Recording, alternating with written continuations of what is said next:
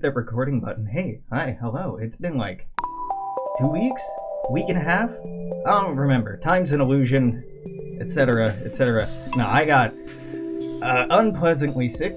It was not a lot of fun to listen to. Not that you always are, or not that you usually are, but yeah, it's fine. It's fine. I worked a lot while coming off of that. So when I wasn't sick, I was working. When I wasn't working, I was sick. Not really the best. Not really the best state of being to be in while streaming. I look so bright now. Now I look too dark. Better. Perfect? No, but better. Better. So I got a new lighting setup. You might have noticed, courtesy of my wonderful partner, Cora. I think that looks fine. Like, I'm not super well lit. Sorry, no, I am better lit on this side than this side. I'm not super well lit over here, but the shadow's mostly on the front of the face, and if it's a darker screen, or if it's a brighter screen, darker screen, or, well, if I'm invisible, yeah, it doesn't fucking matter. Try that again. Try that again, I guess. There you go. I think it's fine. I'll play with it. So it's summer now, right? Yeah, go find Mayor Lewis's pants. Don't really have much interest in doing that. How am I growing? Corn. I'm not growing any corn today because I was being very careful to not overtax our our day-to-day energy. Okay, no, I'm good to hoe all this out. Oh man. So I got some working at an escape room exposes me to a minimum of 8 new people a day. Typically it's the numbers closer to 50. On some busy days the numbers close to 100 new people a day. Yeah, I'm not gonna turn my hair into a bun. If it gets to that point, I'm just going to cut it. I hate how buns look. I will not be rocking one. I like how you look, but not the hairstyle fun. But, for the most part, after, what, like two and a quarter years doing this? No, it's been about 2 years doing this. I'm kind of jaded, and I tend to know what to expect from groups of people, and in general, I'm kind of jaded, but, man, read the fucking fine print before you book something. An escape room, a theatrical act, it doesn't fucking matter. Read the fine print. If it says, must be 18 or older, that means you must be 18 or older, and we cannot make an exception. And it's not us being jerks, it's not us not liking kids.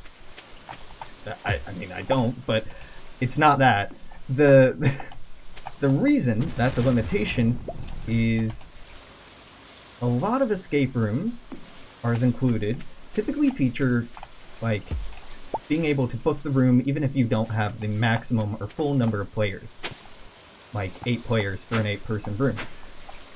But, unless you specify that you don't want to play with strangers and you book all the slots available for the room, you will play with random strangers. So if you have your 13-year-old or 14-year-old or whatever in the room with you, and you don't want them to be around random drunk, intoxicated strangers, dude, book the full room, because there's nothing I can do about that. Don't make it my problem, and don't complain to me about it, because it was your dumbass that booked the room without thinking, do I want to avoid running into people, or do I just... Some escape rooms are good for kids, but most, not really. I mean, they're okay, but kids tend to be loud and destructive and uncooperative, and God, the amount of kids I have that are smart is always refreshing, but they're greatly outnumbered by the amount of kids who just aren't.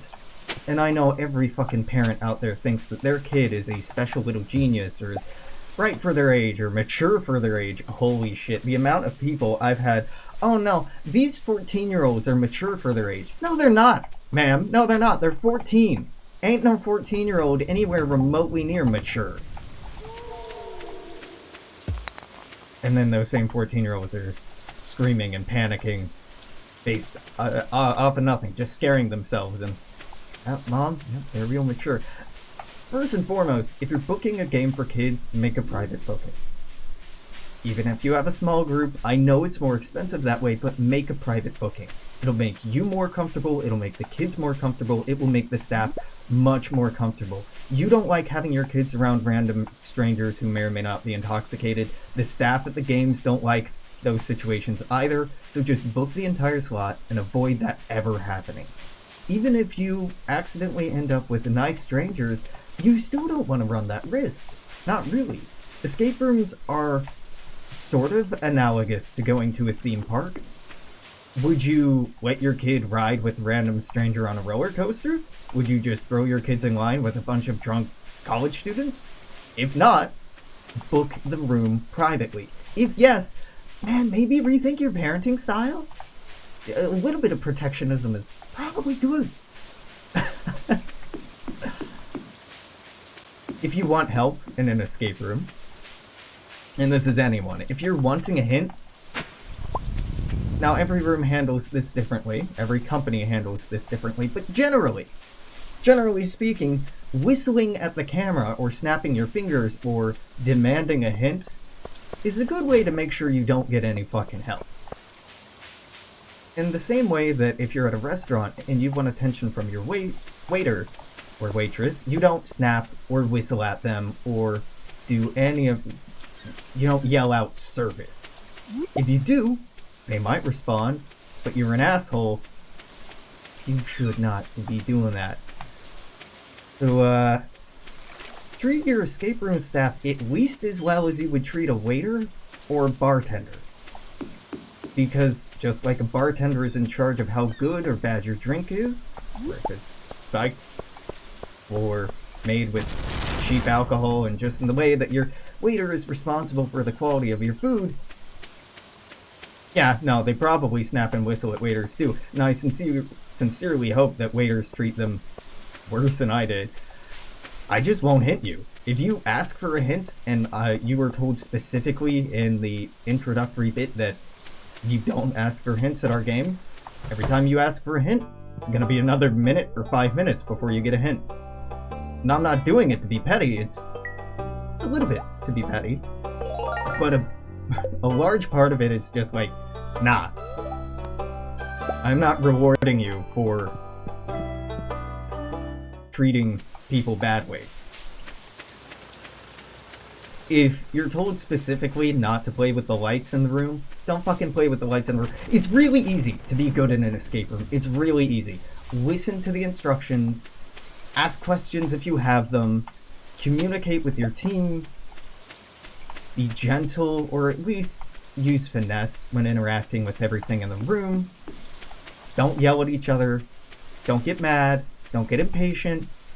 If you're having difficulty with something, speak clearly and loudly enough that the cameras and microphones in the room can pick you up, expressing exactly what you're having difficulty with. Don't expect the game operators to immediately act on helping you, but that way you can be sure that they know what's going on, and if you get a hint later on, it might help you with what you're having difficulty with.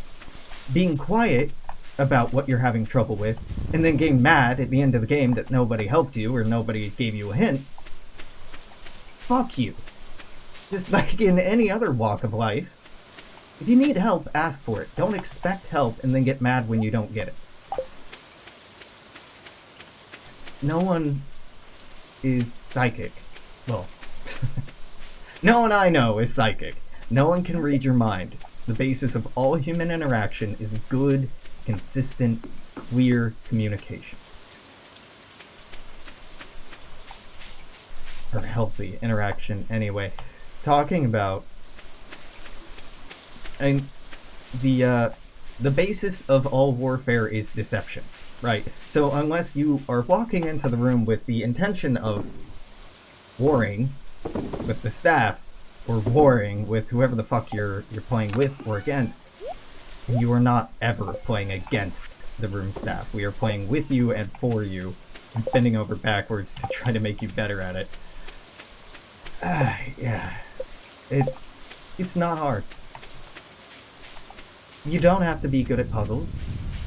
You just have to take things slow and patiently. If you find yourself ever not doing something, if you find yourself ever in a moment where you're standing around looking at somebody else doing something, don't. Go find something to do. Inception. Yeah, the basis of all warfare is Inception. Gotta make a really overrated movie that people insist in the early 2000s is gonna blow everyone's fucking mind. What was that, like 2010? 2011? 2009 maybe? Yeah, Inception was okay. Not that remarkable. The amount of people talking about, it blew my mind, it was crazy, man. Like, no, not really. Go smoke some weed, which is legal here, so me advocating that is just saying go have a drink. Just go do something very basically mind-opening, or do some meditation for a couple of days, or read some fucking behavioral psychology, or just do anything to make you question the nature of reality in a very small way, and you realize how not significant that dream was. That movie was. Most people are quite nice in escape rooms. Don't expect to win. Most escape rooms, good rooms, will have a success rate lower than 40%. If a room has a escape rate of higher than 50%, it's a fucking carnival ride. It's not actually an escape room or a puzzle room, it's like an interactive experience. And one of the games at our company is more or less like that, which is fine, it's cute, it's fun, it can be sort of difficult under the right circumstances, but it's not super challenging, it's sort of immersive, but just don't expect to win. And if you don't win, don't get mad about it. If you get mad about it, and then blame the people operating the game, that really just shows how stupid you are. Well, just tell us that we did well. I had one particular team, my least favorite team to date, well, one of them. The youngest was in her mid to late 20s. It was her and her family somewhere around the holidays. And her mother, upon losing, the daughter asked, oh, well, you know, how well did we do? Politely, I told them, well, we don't really keep statistics on anything besides win rate, which is a lie. We keep statistics on average time to completion, we keep average time to completion on each puzzle, average time between puzzles, etc., etc., etc., because it's just good game design, you keep track of that stuff. But I lied and told her that we didn't, just to save her the embarrassment. Honestly, if you don't win, don't ask how well you did, because it's not good. You did not do well if you didn't win. You might have done okay, but okay is really the best you can hope for. Anyway, this daughter kept asking and pushing on this subject, and I kept trying to be politely like, well, I don't really know, you got more than halfway, well, at least you saw every puzzle, and if you're getting answers like that, you should probably have the social wherewithal to realize, he's trying very hard not to answer my question. Nope, the mother insisted that I tell the daughter that she did well, or, quote, you're going to ruin our day. And as a response to that, I just laughed at her and said, haha, well, let's go take team photos. Because I'm not gonna lie to you, and you didn't do well. I didn't say that last bit, but holy shit, it is...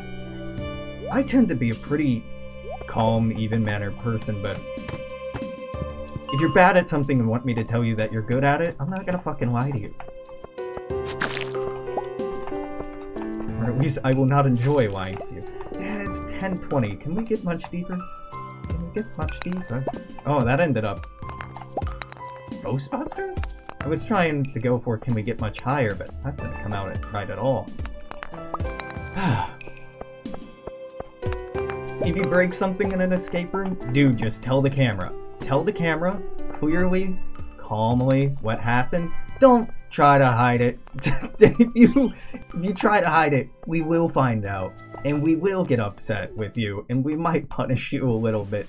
for lying about it. If you're honest about it, chances are you won't even get charged for what you broke. If you apologize and you are not being a dick or intentionally being rough with stuff in the room, it's no problem. We'll just replace whatever's broken or override certain things so that you can play or win the game anyway. You might have a staff member in your room for a little while, tweaking a couple of things, but we'll apologize and we'll probably even give you extra time if something breaks. But sincerely, don't go breaking stuff in an escape room expecting extra time, because it's very obvious to the staff, I promise you, very obvious, whether something accidentally or intentionally broke. People who break things get sent to the other room. Yeah, I've never had to kick someone out in 2 years of running rooms. I've come damn close about 3 or 4 times. And it's been drunk 40-year-olds every fucking time.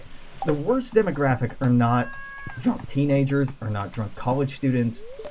They're people over the age of 40, under the age of 60, who finally have a babysitter and haven't been out in forever and are out drinking with friends or some stupid work party or something like that, and they are like, oh yeah, this is a great excuse to be drunk like I used to and act like I used to when I was a kid. It's socially acceptable for teenagers and young adults to be absolute shitlords when they're drunk. They're young. They don't know better, or at least that's the excuse. But when you're 40 or 50 years old, you no longer have that excuse, you entitled fuck. Just be nice. Don't break things. Don't talk over the person who's trying to tell you how to run the fucking game. And don't expect special treatment. I know a lot of these come down to just, like, don't be an asshole. But really, that's as hard as it is. Don't be an asshole and things will probably go fine. Yeah, people who are... Don't be a Brett. Don't be a Kavanaugh. Yeah. People who are his age. Yeah. Baby boomers or slightly younger than baby boomers. My parents are not baby boomers, but they're in this demographic. My parents are generally good drunks. Generally. The last time my parents visited, we were playing a fairly complicated board game, Surviving Mars, and it was our first time playing the game. So I was going over a lot of rules and a lot of instructions and trying to talk about nuanced play and yada yada yada. And my dad was making snide jokes the entire fucking time. Like, old man, listen, if you want to play a simple game, you could have just said, I want to play a simple game. But instead, we bought this relatively expensive game because it's a board game and most board games are kind of pricey. And I was excited with playing it with you, but you're making this a real unenjoyable experience. Don't be an asshole should be on the waiver. Yeah, if I got to rewrite the waiver, it would be on there. Even if you're not having fun, don't ruin other people's fun. Even if you are feeling bad because you're not good at the game or you're feeling frustrated, try to voice those things in a clear, polite, constructive manner. Maybe not necessarily polite, but constructive way. I don't think it's it would probably reflect poorly on our company if we put "don't be an asshole" in our waiver. We generally our public image is one of professional courtesy, politeness. We aim towards that sort of thing, which is great most of the time, annoying when people just won't extend common decency.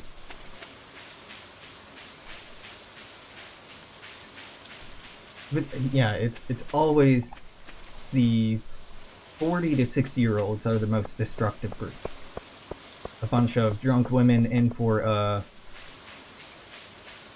bachelorette party, I think, were our most destructive group to date. Just flipping over furniture, ripping things that were bolted to the floor out of the floor by having like 6 or 8 of them pull something out together.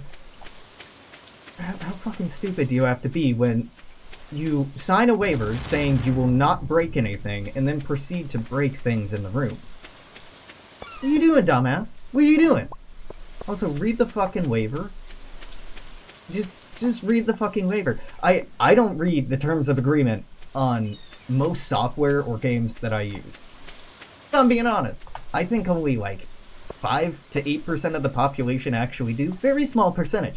But when you have a sheet of paper, this may be like 200 words, maybe, in front of you, skim it. At the least fucking skim it. There are even bullet pointed sections that are like, don't do these particular things. At least read that. And if you do break the waiver, if you do something that it says not to do on the waiver, don't get defensive about it and say, oh, I didn't know.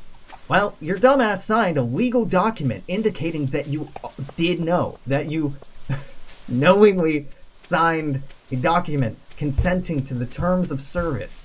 Even if you didn't read it, you legally said that you did read it. Still gets you no empathy from me and no sympathy from me for claiming that, oh, I didn't know that. Alright, douchebag. Fuck you. Most of the time, it's going to be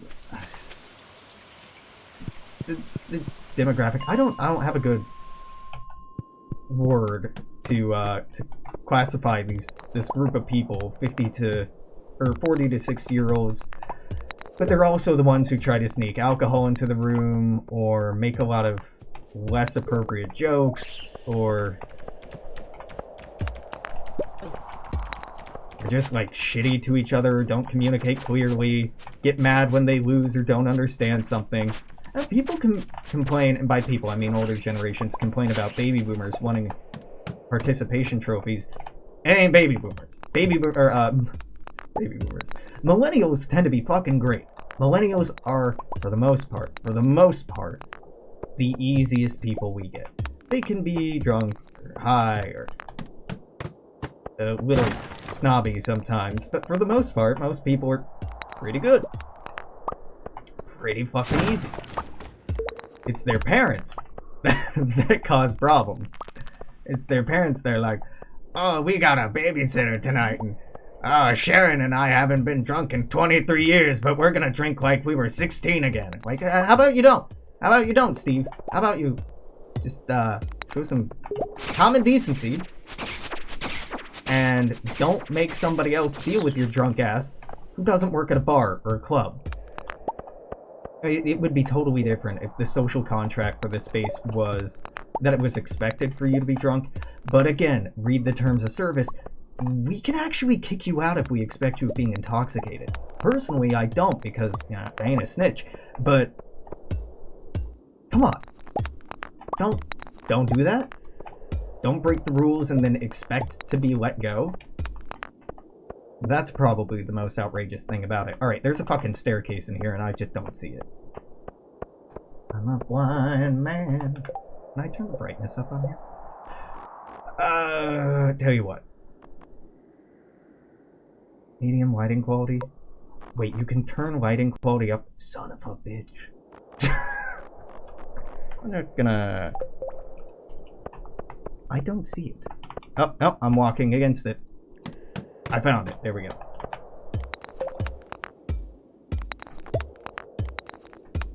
I mean, they're kind of puzzles of intellect. You don't actually have to be that smart of a person to be good at escape rooms.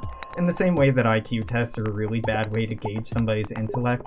People who claim to be smart and are like, ooh, well, I'm part of Mensa, or I have an IQ of blah blah blah blah. It's bullshit. I score really high on IQ tests. I'm not throwing out a number. I'm just saying I score well on them. Come on. I'm reasonably smart, but not exceptionally so. An intelligent IQ tests are mostly designed to test your ability to detect patterns quickly, and it's like machine intelligence is what it tests. Not emotional intelligence, or creative intelligence, or social intelligence, which are very valuable things to have. I know it's not exactly a...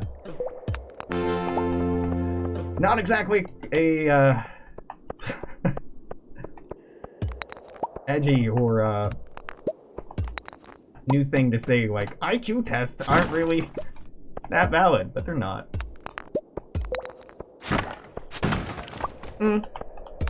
Yeah, going to an escape room, like, real drunk sounds like an awful time, and I can handle my liquor, and I'm also really good at puzzles. Not, like, amazingly good. I would not self-describe myself as a puzzler, but I'm pretty dang good at puzzles. I'm a pretty smart person. I'm, you know, decently okay. I wouldn't do it to myself, and I sure as fuck wouldn't do that to the people operating the rooms. Just, like, it's any other social situation. If somebody is facilitating a situation for you, as your host, as your waiter, as your guide, as your navigator, as your bartender, as your fucking masseuse, I don't give a fuck. If somebody is providing you a service or hosting you in any fucking way, be nice to them, because they will help you have a much, much, much better time if they like you. And if they don't like you, they're gonna fucking sabotage you. Even if they're trying not to, you're not gonna have the same joyful experience.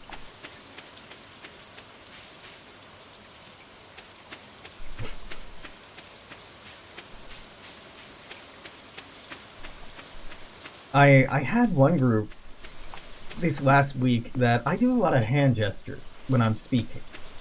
Not most of the time, not when I'm like hanging out with friends, not when I'm out with people, not when I'm just speaking as a normal human being, but when I am being a stage manager or game master, when I'm trying to direct people, I will use hand motions.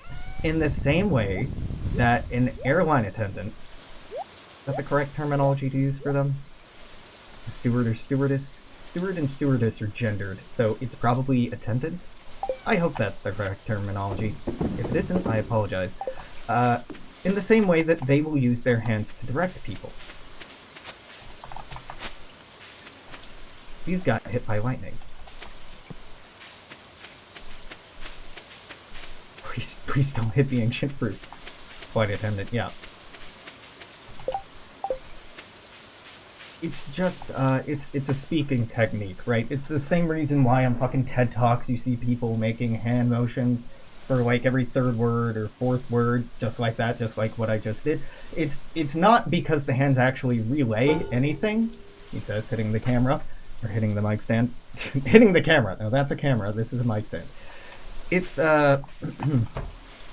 small movements, especially movements in your peripheral vision, will surprise most people. It's playing a trick on your dumb lizard brain, mostly. I know we could go up to the sauna and get some more energy before the end of the day and run and do some more. I'm just gonna sleep for the night.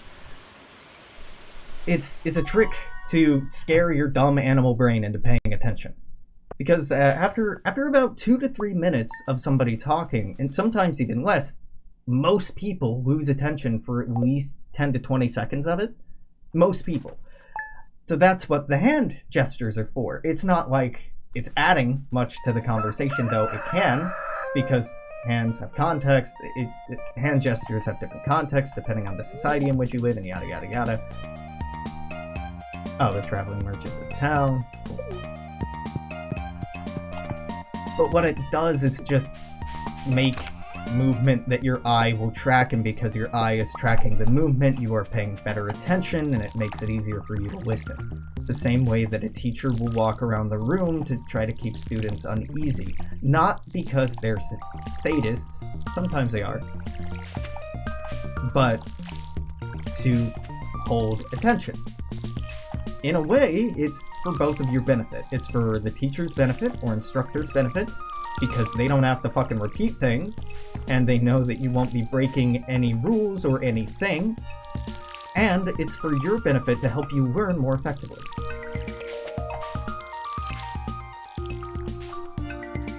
Yeah, and gesticulations can keep their eyes away from your eyes when you're using cue cards. That's totally correct.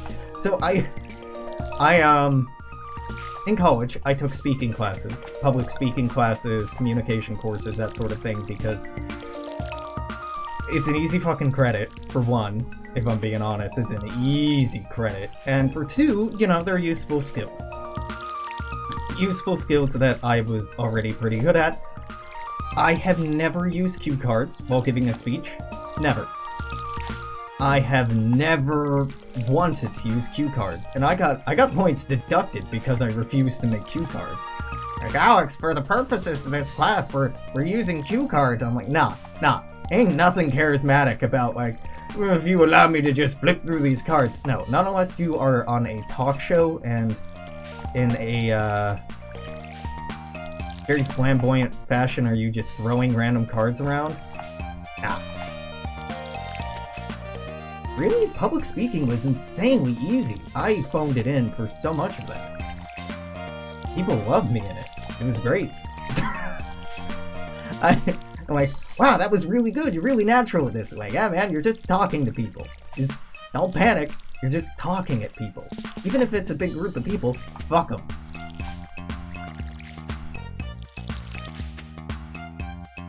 Yeah, but I don't want the cards. I don't need the cards. It's the same way that, like, if I lived in... No, okay, I'm not gonna jump to Godwin's Law. I could have held the cards and gotten the points. Yeah, but, like... Why? I don't need the cards. I'm a very uncompromising person in that way. Like, all you had to do was do the homework and you would have gotten credit. Yeah, but I didn't need to do the homework because I knew how I know how this works. And I don't feel obligated to show the instructor that I understand how it works. Test me on it, make me write a paper, make me do a project on it that is actually interesting or productive in some manner, I'll absolutely do it. You want a research paper that you'll actually publish? God, I will write you a magnificent research paper. But you want me to fill in a worksheet detailing really simple shit I already know? I'm not gonna do it. I'm not going to fucking do it. I have never been a good student in that respect. I have never been one to do homework because I'm told to do homework or expected to. I'll do work if I feel like it's useful or productive, but I will not do work just because I'm expected to do it. Will I write you a research paper on workplace sexual harassment? No. I won't. But, like, there's already a lot of good material out there from people who work in social sciences fields, who specifically work on gender studies and sexuality studies with respect to work environments, who have done work far better than anything I could do. See, this is an excellent example. Can I actually contribute something? If yes, I'll do it. If no, if it's just busy work that somebody else has already done better, and it would be a better use of my time, or your time, our time, to just find somebody else who did it better, just find somebody else. The information age has made it very easy to produce tons and tons of papers and books and stories and movings and literature, but the need for that literature hasn't grown at the same pace, if you take my meaning. I'm surprised that you feel like there's not a lot of literature out there on the subject. I feel like there is. Or at least I've been exposed to a fair amount. But of course, that's owing largely to my liberal arts education, my studying of anthropology and sociology, and taking sex, sexuality, and gender studies classes. Yo, by the way, if you're entering college or considering college and you ever see a class with sex and sexuality in the title and you're like, oh yeah, just don't take the class. Don't take the class if you're not engaging on it in a genuine manner. You're just like, haha, there's sex in the title, and I think I like sex, or I like sex, or I want to get laid. It's not the place, man. It's not the fucking place. You are gonna stand out like a sore goddamn thumb. Again, just kind of comes back to the easiest rule of human interaction. Don't be a dick. Just don't be an asshole, and things should be fine.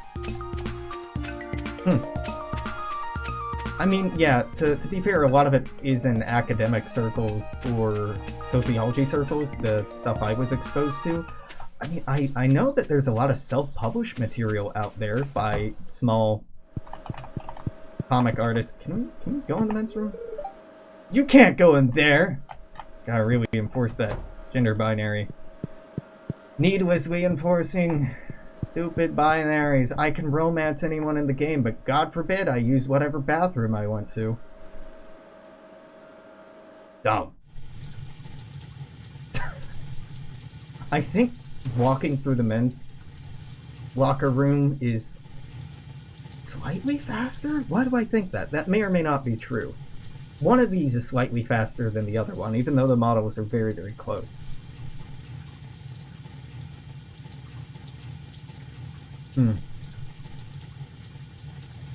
Yeah. I would be a very weird teacher. I'd probably be a fairly good teacher, a fairly good professor or instructor. Professor, give me some time. I mean, maybe, teaching assistant right now. I'm not professor material at all yet. I need a lot more practice, but I'd set some pretty low bars. Listen, you're gonna get a test like once a week, and you're gonna get maybe a lecture. No, you're not getting a lecture. We're having a fucking workshop every other day. Alright, we're gonna talk about what you were supposed to have read. We're gonna go through it linearly, so in case you didn't read it, you can lie to me, say that you did read it, and in the process of the course, be exposed to it, and then once a week I'll test you on it. One of my least favorite instructors in college would quiz us on what we were supposed to have read. And like, this is stupid. This is an obediency test. This isn't testing on the materials or our knowledge of it. It's testing our ability to follow instructions, i.e., did we read it? Not on our ability to comprehend it, or our ability to talk about the implications of it, or the consequences of it. And so much of education in the United States is based on obedience. Did you do what I told you to? Did you do what I told you to prove it? Did you memorize this thing? Not can you use this critically, can you talk about this in a complicated way, can you explain how these two things interact, can you think critically about it? No, it's mostly, did you do what I told you to? I hate it. Yeah, I think I would be a good teacher, but not one who fits the model of what a teacher typically is, or one who fits the educational model of what we're trying to teach students, because generally what we're trying to teach students is shut up and obey instructions. The public school system in the United States, and I'm not trying to be an edgelord by saying this, I'm not trying to be all edgy of like, school's just trying to control you. No, I mean, it is. We follow it's called a Prussian model of education. What that generally means is that studies are standardized so that people who graduate can enter the workforce. The role of education is to produce workers in this frame of reference, or this philosophical frame. The role of education is to produce a functioning working class. That doesn't have to be educated or taught things by the factory owners or their managers or anything else. It produces a vaguely functional working class. That is 100% the role of our education system. And you know, that's not inherently good or bad. That's just the model and what it's for. Critical thinking, critique, analysis are not things that many industries require. Some certainly do, and that's the purpose of, graduate school or postgraduate school, really. Really, undergraduate degrees still really follow that shut up and do what you're told kind of model, but expand upon it a little bit, shut up and do what you're told within this more complicated framework. Like, come on, business? Fucking business is something you go to college for? It's just economics. Not even that hard. It's math. And some math is sort of difficult. Yeah, I'll grant you that, but not anything required for business school. And, God, the nursing education. I have a great deal of respect for nurses medical practitioners, other medical practitioners.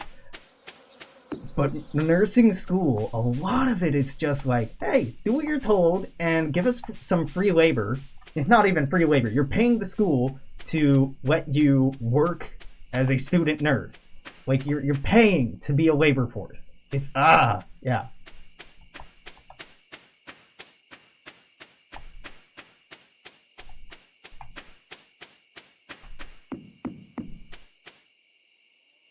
Yeah, I mean, that makes perfect sense. That, you know, being educated, that the role of the job that you're going to do is a series of boring, quiet tasks, and what you expect is just to do a series of tasks and not have to interact with people, and then being disappointed that you have to interact with people. I wouldn't be disappointed that I had to interact with people, because social interaction is something I enjoy in my work. But that makes sense.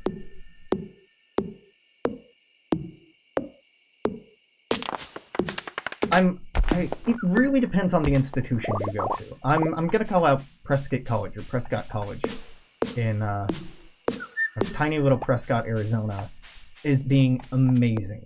Amazing at trying to encourage students to think critically, to read critically, to seek out new sources of information on their own. It really practices a very, very healthy, very productive model of intellectual, critical engagement with course materials, with materials that contradict course materials. It introduces and encourages students to engage in exchanges regarding that information, having discussions about it, and reveling in when there's disagreement and when there's discord, and finding ways to maneuver and negotiate that. Maneuver through and negotiate around that.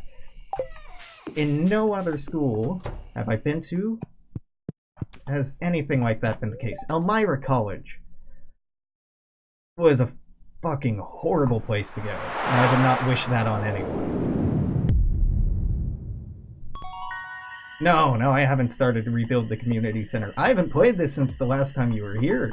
I have been sick and have not been streaming anything. I've been playing a shit ton of Pathfinder Kingmaker and restarting over and over and over and over because it's still kind of a buggy mess.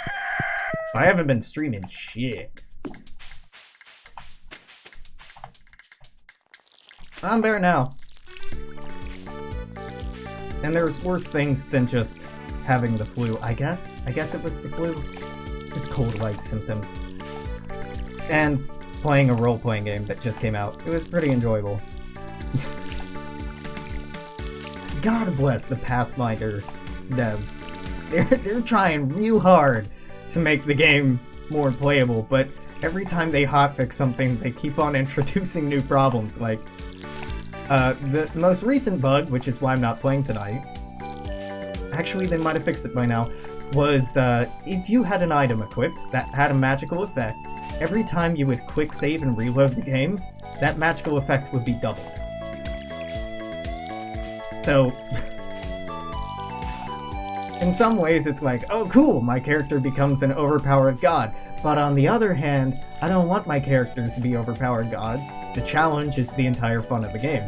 And when some of the items I have let you cast a spell, having 50 fucking copies of that spell and a list going down the screen, cluttering up the UI, not so great. I mean, it's a literal game-breaking bug in that it makes it not fun. There's no challenge, there's no point to playing. But yeah, it could have been worse, right? It's not like crashing all the time. Though, word to the wise, if you do play and you're about to rest, quick save. If you're about to use a bed, fucking quick save. I've crashed more times trying to sleep in the fucking bed in my castle than I have anywhere else in the game. Which is really funny, because it's supposed to be like a save point. And that fancy bed has screwed me over more times than maybe kobolds or goblins or giant slugs or anything else in that game. I definitely will do a new run of the game here in the near future and stream that. I just looked at the numbers. As of 2 days ago, I had played 144 hours of it. It's insane! That's what being sick will do for you. Just like, oh yeah, I'll just play this, and then you emerge from the haze of being a snotty coffee mess, and you're like, ah yes, 144 hours played. I know, it's crazy. Here, let's take a look, because I'm curious how much worse it's gotten. In 144 hours, I watched a shit ton of Netflix while I was sick as well. Peaky Blinders is a show on Netflix. It's a BBC. No, I'm wrong. No, the Stardew Valley I only have 103 hours on. I have played more of Pathfinder than I have of Stardew? No, okay. It's only 118 hours on Pathfinder Kingmaker, not 144. It's only like an obscene amount, not... It's only like 6 days. Peaky Blinders is it's about a crime syndicate in the United Kingdom between the 1919 and I think the last year they want to do is in 1939 or 1940. It's pretty good. It's largely historical fiction. The Peaky Blinders were a real gang at that time, but the actual characters and events are sort of fictionalized. It's pretty good. But watching it, even when I was sick, just made me so glad to be alive in this day and age. When I was younger, I occasionally, because I studied history and I like history, would get nostalgic for like, I wish I could go back to the 1900s, or see the 40s or the 50s, or wow, wouldn't it be cool to hear this band live, or ooh man, Victorian era must have been so much fun to grow up in or so much fun to be alive in because there's new things being discovered all the time, and yada yada yada. No, it wouldn't. That sort of romanticism is very dangerous, I now recognize, and also being alive in any other time would have sucked even more than it sucks being alive right now. Like, oh, what do you have in your home?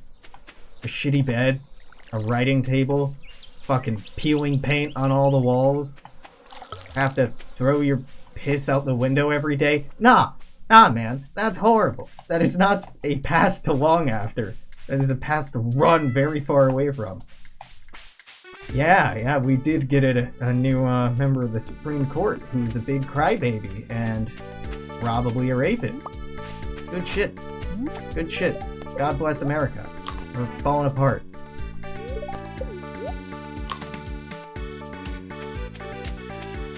Oh, I should not have eaten those. I should have waited until we were in the mines. Yeah. Yeah, I don't really know if I expect things in the United States to improve. At all. Ever. My country sucks. we really do suck in a lot of ways, and I'm resigned to it.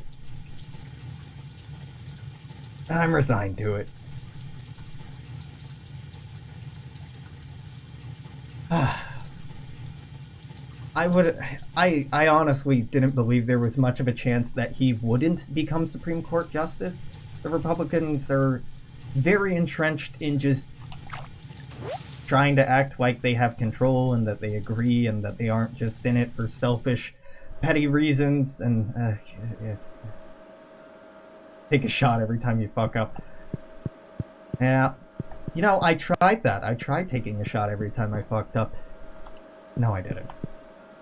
I was gonna say, that was college for me. Nah, not at all. I would have been dead, probably. Yeah. I'm continually surprised by people who are surprised when shit like this happens. Trump appointed this person who's really opposed to the EPA in charge of the EPA? Who would have known that he wasn't actually interested in helping out the Environmental Protection Agency. What? He appointed an obviously corrupt judge who would just acquit him if criminal charges were ever filed? Who could have seen that happening? Oh, and in charge of public education in the United States is somebody who wants to absolve the public education system? Huh! Wow, what a twist! Motherfuckers, this isn't news. This is the platform he ran on, was in hampering and dissolving the federal institutions of the United States in as many ways that his capacity allowed. That was his campaign. All throughout his campaign, detractors kept saying, oh, he doesn't have a platform, and he's just spewing vitriol. No, that was his platform, you dipshits. His platform was that he was going to tear everything apart, and that he would make everything fucking terrible so that it would collapse. That was the platform. And he's sticking to it. You know, not well. He's a big, whiny, dementia baby, but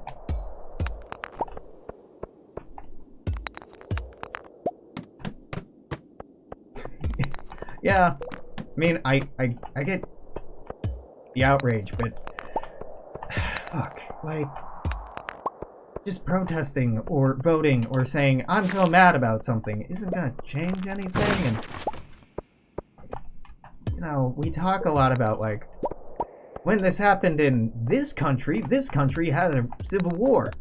Well, I mean, are you willing to start or instigate a civil war? No? Then quit talking about how this other country did it. Or actions like this got this person assassinated in this country or this time period. Alright, I mean, are you saying that you're going to be the one to assassinate them? Or are you just trying to say subtly that somebody should do it? Because we don't live in a democracy. We don't. It has never been a democracy. It was intentionally not built as a democracy. The United States of America is a democratic republic. Emphasis on republic. It's not a republican democracy. It's a democratic republic. And the point of it is to control the, oh god, what's the phrase? The something of the masses? God damn it. Basically, the rule of the masses, rule of the mob rule. There we go. I worked my way around to it. Essentially, it was the rules and foundations of our government and means of organization of our country were created with the thought in mind that the majority of people are too stupid, too uneducated, too ignorant to understand how government should be run. That it's up to better educated, more influential, typically wealthier people to tell them and show them how it was supposed to run. And our founding fathers, no emphasis on fathers there, were a bunch of old, straight, white, well, mostly straight, white, Christian, mostly Protestant dudes. All of them Anglophiles, some of them Francophiles as well, but, you know, for the most part, people who loved old Daddy Britain, but just didn't want to be taxed. Like, it's not surprising. It's not surprising that things run the way they run and the way that certain people are kept in power is substantiated, because it's just working as intended. I don't understand disillusionment, because if you're becoming disillusioned, it means that somewhere along the line you just got educated very incorrectly about the society that you're a part of. Oh, protesting doesn't change shit. Protesting gets protesters arrested and shot and makes the news, which makes people feel like they're accomplishing something. And then the lawmakers keep getting reelected year after year after year, decade after decade after decade, and not substantially changing their platforms. Protesting doesn't do anything. Strikes do things. Riots sometimes accomplish things. Painfully accomplish things. But strikes and social organization, work stoppages accomplish things. If work stoppages accompanied protests, protesting would absolutely be an effective means of social or political resistance. But when all you do is, when you have time off, march in the street, but then go back to work the next day, continue paying your taxes and operating as a good little member of society without introducing any form of social disruption to social reproduction, to political reproduction, if you're just doing what you would do anyway, but instead just march or wave a sign or do something like that, you're not changing anything. And I'm not saying people shouldn't do the little that they can. People absolutely, if they feel like they're not able to do more, you should protest. You should vote. You should do at least the bare minimum, which is voting. And to be honest, I've been terrible at that in my life, so I'm not coming at this from a perspective of, haha, I'm so much smarter than you. I get it. I get it. But, you know, if you want radical change, you do have to undertake radical action, and I say radical action, not violent action, because violence tends to just precipitate more violence. I'm surprised, because to be under the illusion that the United States is great, you have to not learn anything about United States history. You have to go through public school, reading the history book, and ignoring half of what it says. Or just not thinking critically in any way about what you're being taught. Oh, we had slaves, but don't worry, that's not a thing anymore. Except that there's still... Even Texas state published history books in the last chapter of the book talk about continued racial tensions in the United States. Talk about continued problems in the United States. And I'm talking elementary school history books. Or at least when I was going to school in the... you know, up until 2010 was when I exited the public school system. Actually, 2008, but 2010 is when I graduated. It's all there. It's not hidden, it's not obfuscated, it's there. It's there, and then in the same breath they talk about how America is great and we're a bastion of freedom and democracy and a herpa-derpa-derpa-derp. But if you read it and you apprise it with any sort of critical lens or critical intent, the narrative is very clearly bullshit. Or at least not bullshit, but colored in a certain way to make you think or feel a certain way. Yeah, no, I was very fortunate to have a mom who studied sociology, but my mom didn't teach me what to believe. She taught me to ask questions more than anything else. She had a lot of arguments with me and debates with me as a kid, but I was never told that America was good or bad or anything else. I was just told to form my own opinion. Anyway, it's been an hour. I'm gonna keep streaming, but if you're watching this on YouTube, I'm not dead! I'll be back tomorrow. Until then, make sure to comment, share, like, subscribe, Twitch, Twitter, YouTube, Alexandrian Codex on all of the things. I'll see you then. Bye.